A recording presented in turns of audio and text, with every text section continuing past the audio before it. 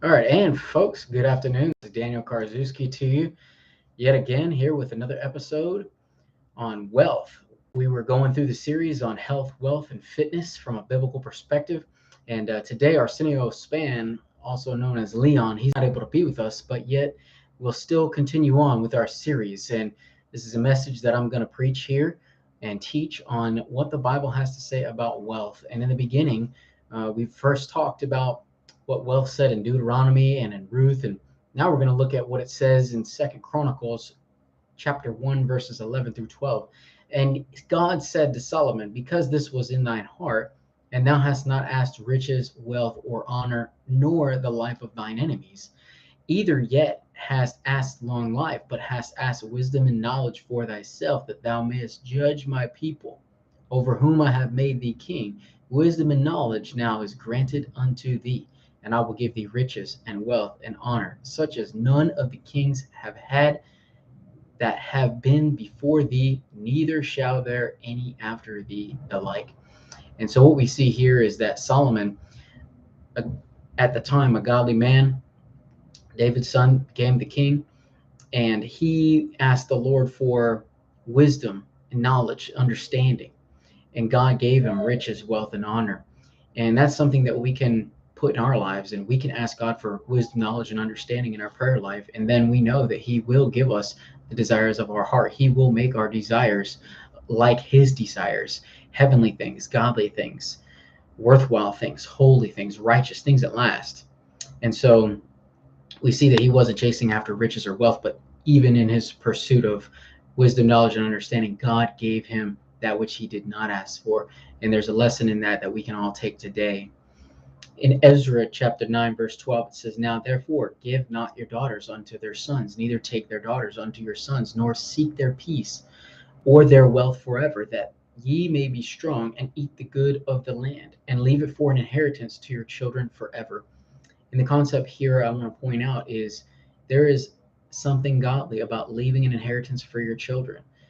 And they did not seek their peace or their wealth forever, but the good of others. And that's another principle that the New Testament also proclaims, is that we should not seek after our own, but after everyone else's own. After we should try to help the people that don't have much. And that's why I think homeless ministries are so well suited.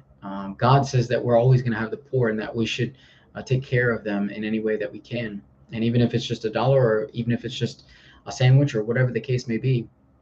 But nonetheless, the concept here is to leave an inheritance for your children. And so store up wealth, save it, invest it, utilize all the financial aspects that we have in this world today to help your future generations, your children, your children's children.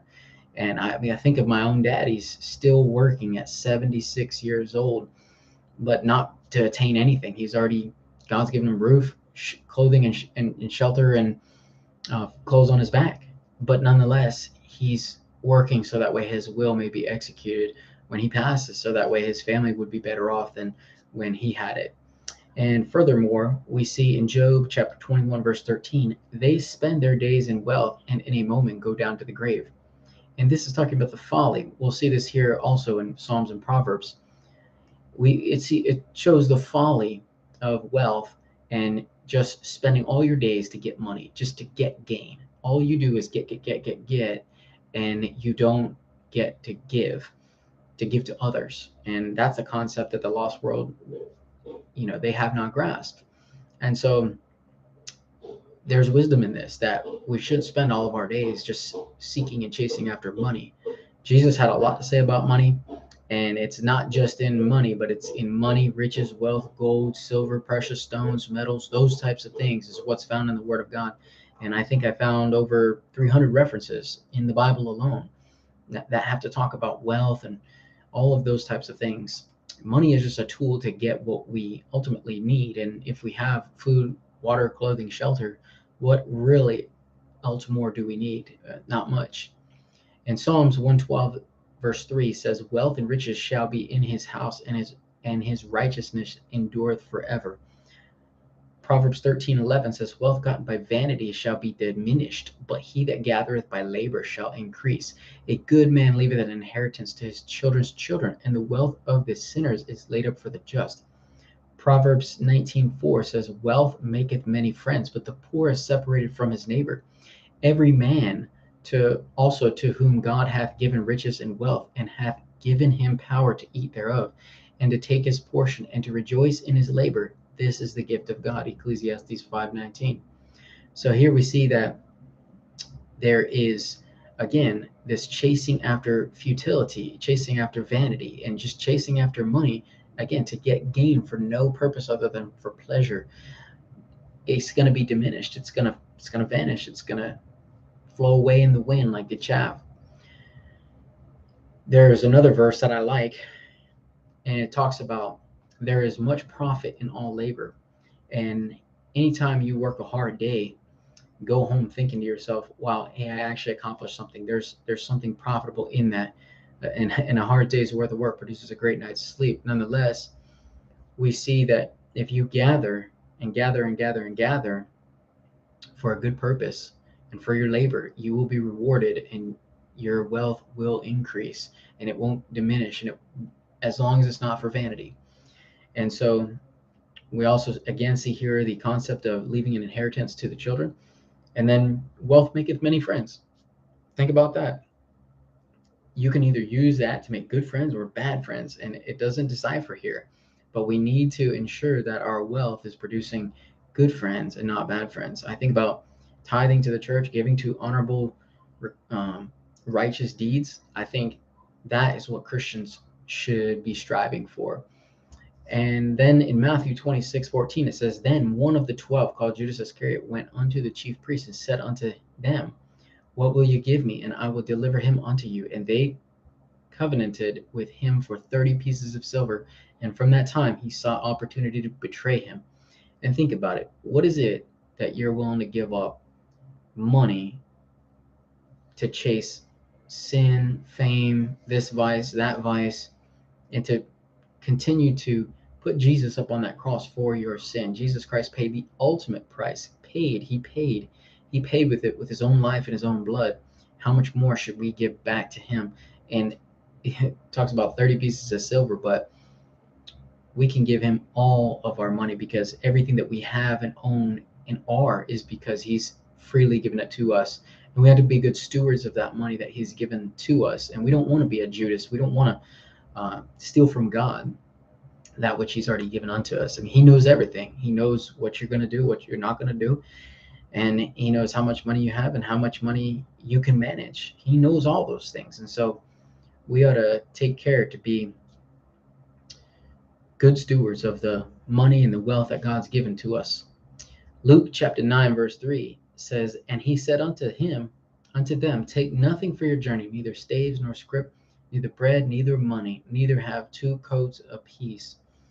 And I think about this. This is, if you ever heard of a guy named Arthur Blessed, he went out, he took nothing but the cross on his back, barely.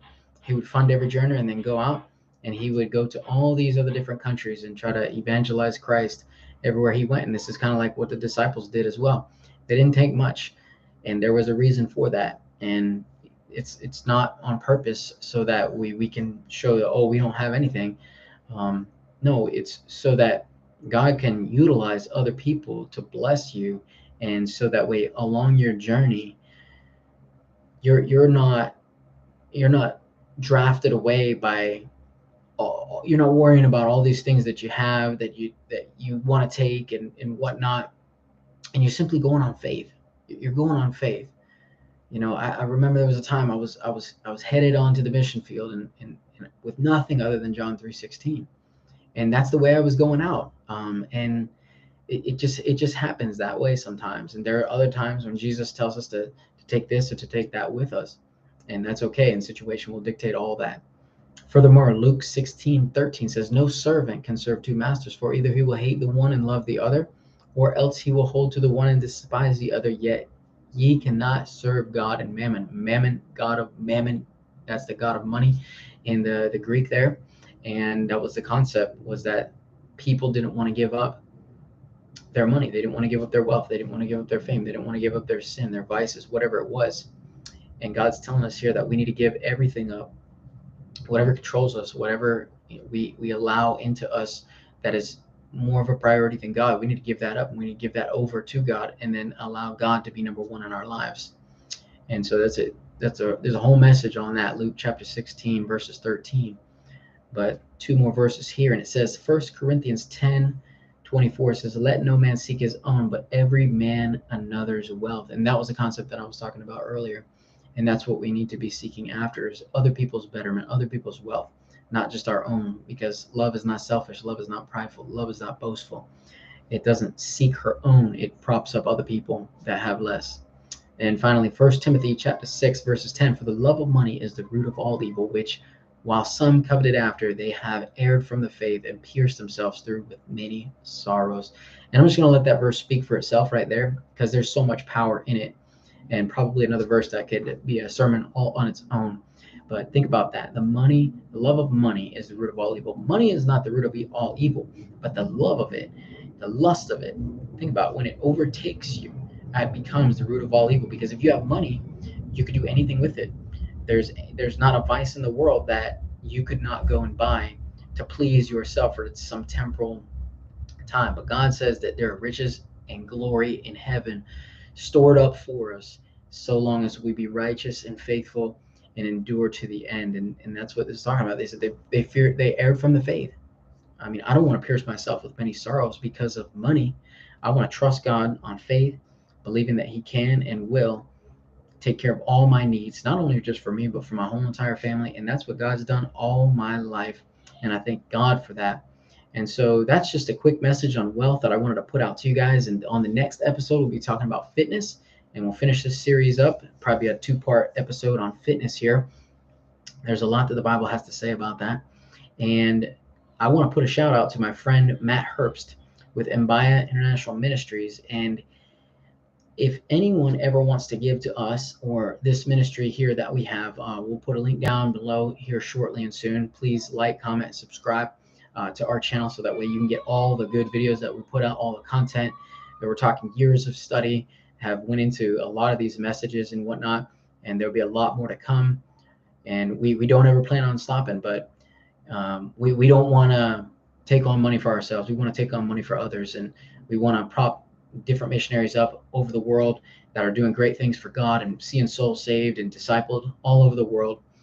And ultimately, some of that money could probably be used to buy better equipment or whatever the case. And eventually, when we get a church plant going down, figure out a building and a location, we'd definitely be blessed to have any amount that you would want to give to the Lord. We'll take that and we'll put it strictly for his use. And with that, I'll leave it there for today. Thank you all for joining in. God bless you. Take care, and we'll see you on the next episode.